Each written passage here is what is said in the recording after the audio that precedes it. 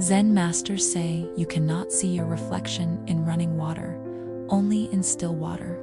If he only knew that I was giving him every chance to put 2 and 2 together and come up with a number bigger than infinity. When your beauty struck me, it dissolved me. Deep down, I am not different from you. I dreamed you. I wished for your existence. I see in you that part of me which is you. I surrender my sincerity, because if I love you, it means we share the same fantasies. We share the same madness. I believe that unarmed truth and unconditional love will have the final word in reality. This is why right temporarily defeated is stronger than evil triumphant. Friendship is selfless love, care, respect, and honor, not a profitable opportunity. Rules for happiness, something to do, someone to love, something to hope for. You have to be very fond of men, very, very fond. You have to be very fond of them to love them. Otherwise, they're simply unbearable. Love, it was the beginning and end of everything, the foundation and the ceiling and the air in between. I never understood why anyone would have sex on the floor, until I was with you and I realized you don't ever realize you're on the floor. The worst thing to give yourself away in exchange for not enough love. Man, heats up like a light bulb, red hot in the twinkling of an eye and cold again in a flash.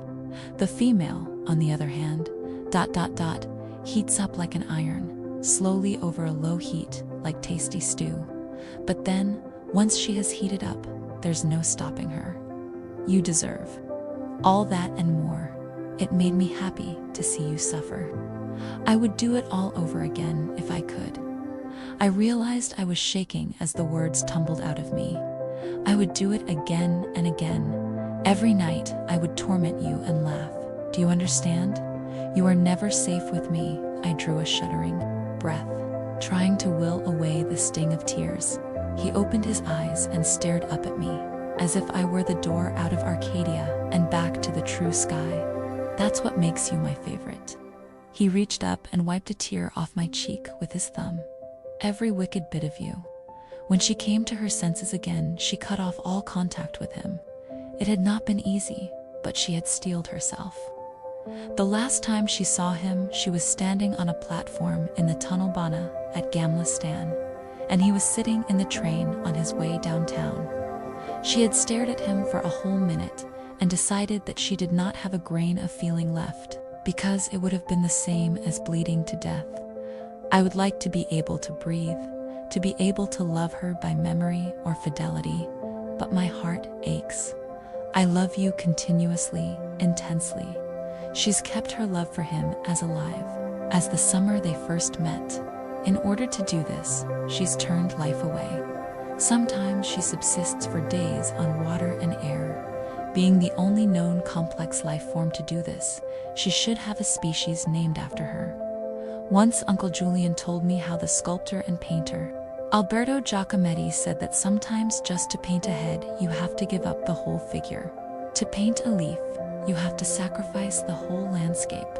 It might seem like you're limiting yourself at first, but after a while you realize that having a quarter of an inch of something, you have a better chance of holding on to a certain feeling of the universe than if you pretended to be doing the whole sky. My mother did not choose a leaf or a head. She chose my father, and to hold on to a certain feeling, she sacrificed the world. I take no joy in mead nor meat, and song and laughter have become suspicious strangers to me.